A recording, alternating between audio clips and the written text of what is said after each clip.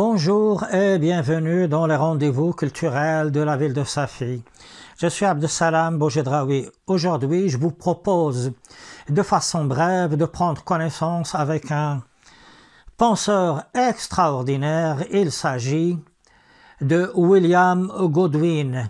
Je vous invite de même, et ça je vous le recommande honnêtement, vivement, de télécharger le fascicule que je vous ai préparé.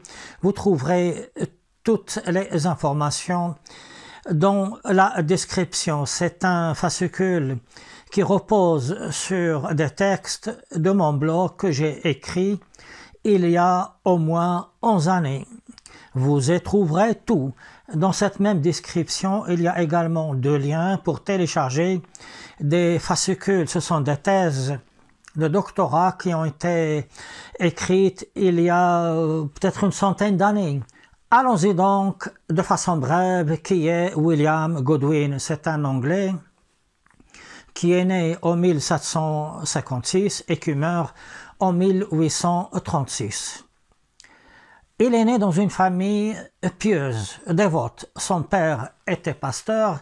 C'était un homme très bon, très juste, mais qui faisait passer la raison avant toute chose.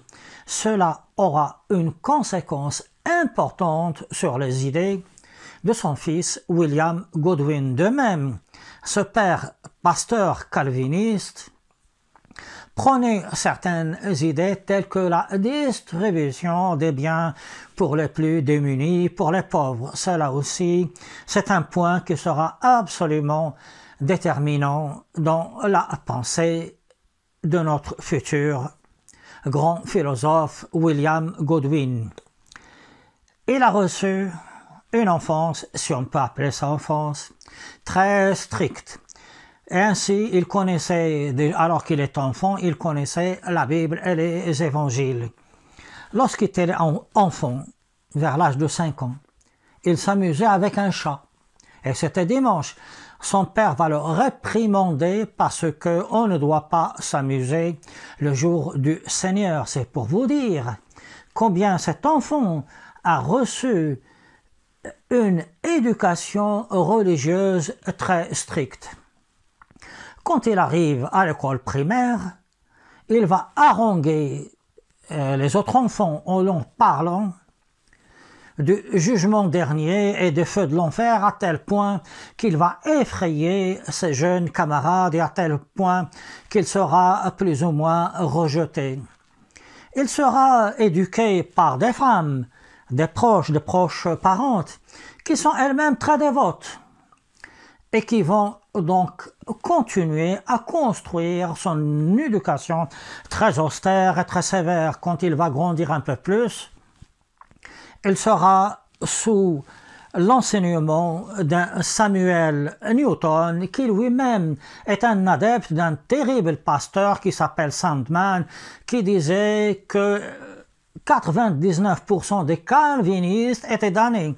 C'est pour vous dire, là je suis désolé, c'est pour vous dire combien ce pauvre William Godwin aura une éducation, mais alors très difficile. On ne peut même pas dire que ce soit ou que ce fut une éducation. Ce fut plus un lavage de cerveau qu'une éducation. Et notre brave William Godwin va continuer sa route. Lorsqu'il ira à l'université, il fera d'autres rencontres de quelques personnes qui sont tout aussi, comment dirais-je là, fanatiques que lui, et donc il se retrouve dans son élément. Et c'est quelqu'un qui va travailler à l'université comme un fou, comme un forçat, comme on dit. Il se réveillait à 5 heures du matin pour ne dormir que vers minuit. Et c'est ainsi que toute sa vie va continuer. Dans le titre, j'ai dit que William Godwin, ses deux femmes, son valet. Je devrais aussi continuer son monstre, vous saurez pourquoi. Et notre brave William Godwin, qui n'a pas encore connu de femme, va rencontrer la première femme. Et je peux vous dire, quelle sacrée femme! Il va rencontrer Mary Wollstonecraft. Cette femme-là, cette Marie-là, aura malheureusement un destin tragique puisqu'elle va mourir en mettant sa fille qui deviendra, qu'est-ce que je raconte, sa fille qui deviendra une immense célébrité, plus célèbre que sa mère, la talentueuse Marie, plus célèbre que son père, le talentueux Godwin. Je vous en dirai plus qui est cette fille que vous connaissez tous parfaitement. Mais restons sur cette Marie qui est l'épouse de William Godwin. Marie Wollstonecraft sortait d'une déception amoureuse. Elle était séduite par une sorte d'escroc, on oublie son nom. Elle aura une fille hors mariage avec lui qui va malheureusement décéder très jeune, Fanny. Cette Fanny-là deviendra à son tour une très grande écrivaine, mais comme je l'ai dit, elle mourra très jeune. Donc cette Marie, la femme, l'épouse de Marie Godwin, a écrit quelques livres sur la Révolution française, a écrit un livre pour les enfants, mais surtout il a écrit un livre sur la condition des femmes.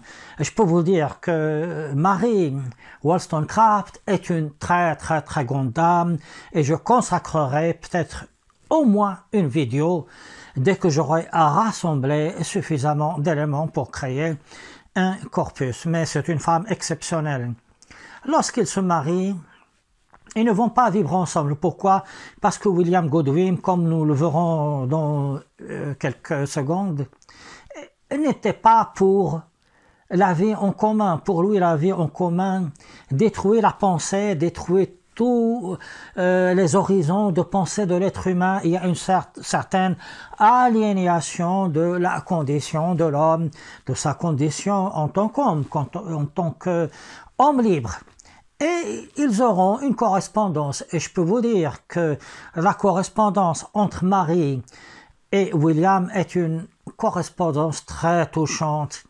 Elle est très émouvante. Vous trouverez tout ça dans le fascicule que je vous ai préparé. Et donc, Marie, la première femme, quand je dis première femme, je ne parle pas de première épouse. Il aura d'autres épouses, mais là, quand je dis première femme, je parle de femmes qui vont compter dans sa vie. Malheureusement, va décéder. William Godwin sera très touché. Vous savez, là, je reviens un peu en arrière. C'est quelqu'un, quand il est touché par la mort de proches, il laisse tout ça dans son intérieur. Quand à 16 ans, il perd son père, il ne pleure pas, mais il dira quelques mots très touchants à son sujet. C'est pour vous dire combien cet homme qui ne va rien laisser transparaître, qui ne va rien laisser faire transparaître de ce qu'il ressent, va souffrir de la perte de son épouse, dois-je le rappeler, une femme talentueuse. La fille qu'il aura, sa deuxième femme, donc la femme qui va compter pour lui, quand elle grandira, elle épousera le poète Shelley. Et maintenant, vous savez qui c'est la fille de William Godwin et de Marie Wollstonecraft et Mary Shelley, celle qui va écrire le célèbre livre, le célèbre roman Frankenstein. C'est pour vous dire que c'était une sacrée famille dans ce sacré 19e siècle. Alors, quelles sont les grandes idées de William Godwin? Il y a quelque chose d'abord de très particulier chez lui. Il était contre tout ordre moral, quel qu'il soit. Il était contre le mariage parce que le mariage conduit à ce que l'homme devient quelque part prisonnier. Donc, il prônait déjà à son époque l'union libre. Il était contre tout. Et tout cela, il va l'exprimer dans un de ses très grands ouvrages. Il écrira un immense livre qui deviendra un best-seller, Enquête sur la justice politique et son influence sur le bonheur et sur la vertu. Ce livre, je vais l'appeler pour des questions, pour faire bref, Justice politique. Je ne vais pas donner son titre en entier qui est un peu long. Il y a donc dans Justice politique toutes les grandes idées de William Godwin. Premières idées, ce qu'il est contre toute forme de gouvernement. Quand on dit toute forme de gouvernement, beaucoup vont penser qu'il s'agit là des prémices de l'anarchie. Peut-être, mais ce n'est pas l'anarchie. Selon Bakounine ou selon Proudhon, c'est autre chose. Alors pourquoi est-ce que William Godwin ne veut pas de toute forme de gouvernement? À cause d'un fait, à cause de l'échec de la révolution anglaise de 1668. Le roi George III, à l'époque, c'était lui qui régnait, avait perdu de son pouvoir. Alors pour rattraper son pouvoir, pour de nouveau avoir les choses en main, il va corrompre les députés et les parlementaires. Et ça, William Godwin, ça va pas lui plaire. Il dit, ben écoutez, nous voilà dans une démocratie parlementaire et puis, regardez, les députés, ils sont corrompus. D'autant que il y a la révolte dans les Amériques, révolte des colonies.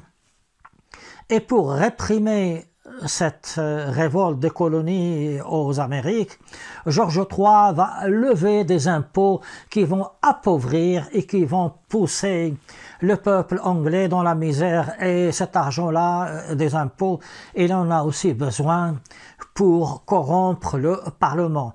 Vous voyez donc ce qui va donc faire que William Godwin rejettera toute forme de despotisme, mais pas seulement despotisme, toute forme de gouvernement futile, soit-il démocratique et parlementaire. Et à côté de cela, on pourrait penser qu'il voudrait, comme les anarchistes le préconisent, ou du moins certains anarchistes le disent, créer une révolution. Non, ce n'est pas ça du tout. Pour lui, tout doit se faire par le dialogue. En ce sens, il ne fait que reprendre ce que disait son père et ce qu'il faisait lui-même. C'est par la parole et par la raison que l'on pourra créer une autre communauté qui prendra son destin en main sans mettre son gouvernement, sans aucun système. Et il ne précise pas combien de temps cela prendra. Tout ce qu'il dit, c'est qu'il faut commencer par cela. Il faut commencer par la raison et par la discussion. Alors, il y a quand même quelques grandes idées que va développer William Godwin. Il va nous dire, si vous voulez qu'on arrive à ça, il faut d'abord encourager la lecture. Lorsque les gens lisent des livres, leur horizon s'ouvre à autre chose, à une autre forme de réflexion, et de ce fait, nous serons au moins sujets à l'oppression. Il n'y a pas seulement que la lecture, il constate aussi quelque chose d'autre, qu'il y a aussi l'importance, un facteur déterminant qui est l'éducation. En ce sens, il rejoint, vous le savez, Helvétius, que nous dit d'abord, comme du reste Helvétius, qui est un penseur français, William Godwin, il nous dit que l'homme, quand il naît, c'est-à-dire quand il est enfant, il naît neutre. Il ne naît pas calviniste, il ne naît pas catholique, non. Il est neutre, c'est l'éducation qui va le façonner. Si vous prenez deux enfants qui sont strictement différents et que vous les placiez dans des pays très éloignés, mais que vous leur donniez la même éducation, ils auront la même pensée de base. En ce sens, ils rejettent toutes les influences telles que la météo, telles que le climat, tout ça. L'éducation, vous savez, il rejoint en ce sens Helvétius, mais Helvétius parle d'un déterminisme par le hasard. Chez Helvétius, l'enfant de même naît comme une page blanche, mais selon l'éducation et le milieu, il va se trouver, il sera façonné ainsi. S'il naît dans une famille pauvre, qui n'est pas éduqué, ben, je crois que ça se passe de commentaire. Si au contraire il naît dans une famille et bien éduquée, il aura une bonne éducation et de ce fait aura une meilleure pensée. Et nous dit Helvétius, quand il va continuer, ce sera le rôle de l'école qui va encore le façonner et tout. Et Helvétius, là je suis désolé, je suis en train d'anticiper sur un autre penseur, j'aurai l'occasion de revenir à cet extraordinaire penseur dans un autre contexte, dans une autre vidéo. Alors je continue juste pour que vous puissiez avoir une idée globale de ce qui est que le rôle de l'éducation. Donc Helvétius nous dit, après cette éducation n'est pas adaptée. Pourquoi? Parce que vous donnez à vos enfants des principes moraux et quand ils grandissent, quand ils deviennent adultes, ils trouvent que la vie c'est autre chose. Mais revenons donc à William Godwin. Godwin nous dit que donc l'éducation a une importance primordiale, mais pas seulement. Il y a aussi la forme du gouvernement, puisque le gouvernement, c'est lui qui va superviser les gens depuis leur naissance jusqu'à pratiquement leur mort. Voilà donc des éléments capitaux qu'il faudrait remanier, sur lesquels il faudrait agir par la raison et par la persuasion. Il y a d'autres idées chez William Godwin. Je vous ai déjà parlé du fait qu'il est contre le mariage parce qu'il veut l'union libre. Par exemple, pour le mariage, il voudrait que lorsque les gens veulent vivre ensemble, c'est-à-dire lorsqu'ils veulent décider d'être ensemble, qu'ils ne vivent pas ensemble. Parce que lorsque vous vivez ensemble, ben écoutez, il y a l'oppression de l'un contre l'autre, etc. Et par exemple, une autre de ses pensées sur la promesse. Il nous dit, William Godwin nous dit qu'il ne faut jamais faire de promesse. Pourquoi? Parce que si vous faites une promesse, vous allez compromettre votre avenir, l'horizon de votre avenir. Pourquoi? Parce que vous serez prisonnier de cette promesse. Donc ne faites pas de promesse. Mais c'est d'aventure. Vous faites une promesse. Supposons que le fait de ne pas tenir votre promesse est bénéfique pour l'immense majorité, alors il devient tout à fait possible et tout à fait licite de ne pas tenir sa promesse. Un autre exemple est celui de l'argent. William Godwin pense que l'argent est utile là où les gens en ont besoin. Ainsi, lui-même empruntait beaucoup d'argent qu'il ne remboursait pas parce qu'il pense que lui, c'est un esprit brillant. Avec cet argent, il pourra écrire qu'il a emprunté, qu'il pourra écrire des livres qui seront bénéfiques pour tout le monde. Autre pensée. Et ça rejoint un peu les anarchistes. Il dit que lorsqu'il y a des miséreux et lorsqu'il y a des gens riches, c'est tout à fait légitime que les gens qui sont, les personnes qui sont misérables, qui sont miséreuses, c'est tout à fait légitime qu'elles aillent prendre ce qu'il leur manque pour se nourrir, ce qui leur manque pour avoir eux-mêmes un certain confort. Donc ça pourrait faire croire que William Godwin est quelqu'un qui est un anarchiste. Mais quand on examine un peu l'anarchisme, il y a des anarchistes tout à fait violents, mais il y a des anarchistes qui sont de petits poètes. On peut dire que William Godwin a influencé les anarchistes, mais lui-même n'en était certainement pas un. Et surtout, il n'en était pas un du tout, mais alors du tout. William Godwin sera connu par l'une de ses prépositions qui choquent. Il s'agit du valet de Fénelon. Nous voici donc à ce fameux valet. Nous avons pris connaissance des deux femmes de William Godwin. Maintenant, nous prenons connaissance du valet.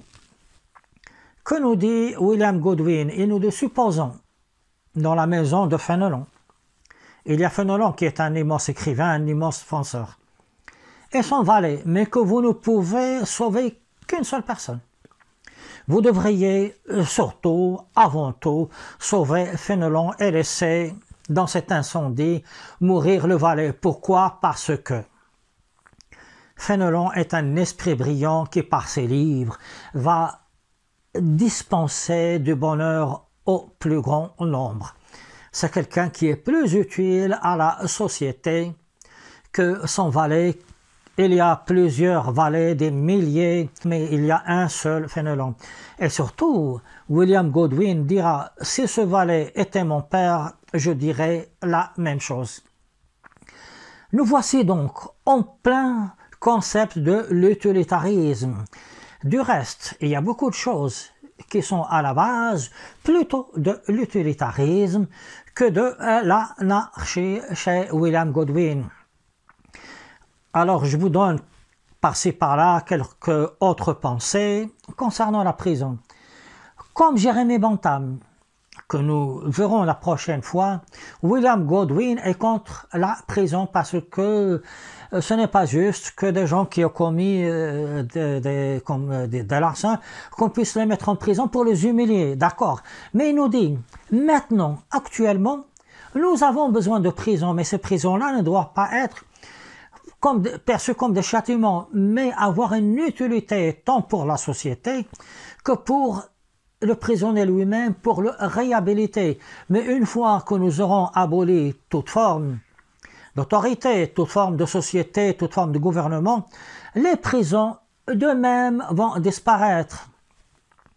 Second point, il aimait bien Jean-Jacques Rousseau du fait de l'égalité des êtres humains, mais il n'aimait pas du tout son contrat social, puisqu'il instituait une sorte de contrat qui va nous lier. Et comme vous le savez maintenant, William Godwin est contre toute forme de contrat, toute forme de gouvernement. Concernant la Révolution française, c'était quelqu'un qui, à l'inverse de Jérémie Bentham, était très admiratif de la Révolution française, ce qui a fait dire à quelqu'un, un penseur français, que sans la Révolution française, William Godwin ne serait qu'un petit écrivain sans talent.